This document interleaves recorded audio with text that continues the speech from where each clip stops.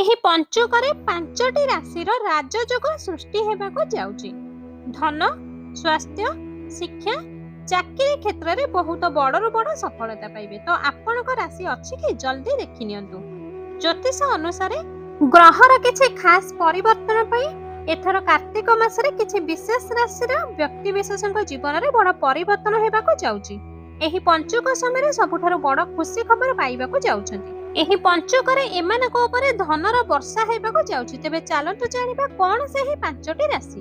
କିନ୍ତୁ ଜାଣିବା ପୂର୍ବରୁ ହେ ମାତା ଲକ୍ଷ୍ମୀ, ଯିଏ ବି ତୁମର ଏହି ଭିଡିଓକୁ ଲାଇକ୍, ଚ୍ୟାନେଲକୁ ସବସ୍କ୍ରାଇବ କରିବେ, ତାଙ୍କ ଜୀବନରେ ସମସ୍ତ ଦୁଃଖ କଷ୍ଟକୁ ଦୂର କରିଦେବେ। ପ୍ରଥମ ରାଶିଟି ହେଉଛି ବୃଷ ରାଶି। ବୃଷ ରାଶିର ବ୍ୟକ୍ତିବିଶେଷଙ୍କ ପାଇଁ ଏହି ସମୟ ବହୁତ ଖୁସି ହେବାକୁ ଯାଉଛି। ଭାଗ୍ୟର ଦ୍ୱାର ଖୋଲିବାକୁ ଯାଉଛି। ମାତା ଲକ୍ଷ୍ମୀଙ୍କର ଆଶୀର୍ବାଦରୁ ବେପାର, ଚାକିରି ଉଭୟ କ୍ଷେତ୍ରରେ ଲାଭବାନ ପାଇବେ। ପ୍ରଚୁର ଧନ ଲାଭର ଯୋଗ ରହିଛି। କନ୍ୟା ରାଶି। କନ୍ୟା ରାଶିର ବ୍ୟକ୍ତିବିଶେଷଙ୍କୁ ଧନ ସମ୍ପତ୍ତିର ଲାଭ ପ୍ରାପ୍ତ ହେବାକୁ ଯାଉଛି।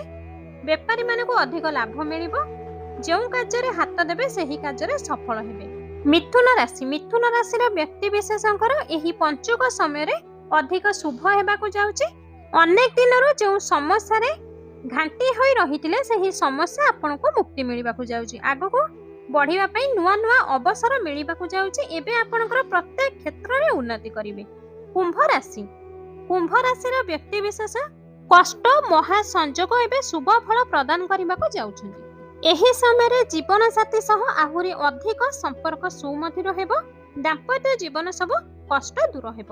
କୌଣସି ଶୁଭ ଖବର ମଧ୍ୟ ପ୍ରାପ୍ତ ହୋଇପାରେ। ଭାଗ୍ୟର ସମ୍ପୂର୍ଣ୍ଣ ସହଯୋଗ ପାଇଁ ଆପଣ ପ୍ରଗତି ଆଡ଼କୁ ଅବସର ହେବେ। ମୀନ ରାଶି। ମୀନ ରାଶିର ବ୍ୟକ୍ତିବିଶେଷ ଆଗାମୀ ସମୟ ବହୁତ ଶୁଭ ହେବାକୁ ଯାଉଛି।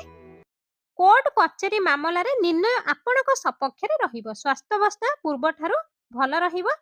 ବେପାରୀମାନେ ଲାଭ ମିଳିବେ। ଚାକିରି କ୍ଷେତ୍ରରେ ଚାଲିଥିବା ସମସ୍ତ ବାଧାବିଘ୍ନ ଦୂର ହେବ। ପରିବାରରେ ସୁଖ ଶାନ୍ତିର ମାହୋଲ ବନି ରହିବ।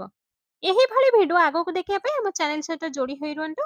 ଭିଡିଓ ଗୋଟେ ଲାଇକ୍ କରି ଚ୍ୟାନେଲକୁ ସବସ୍କ୍ରାଇବ କରିଦିଅନ୍ତୁ।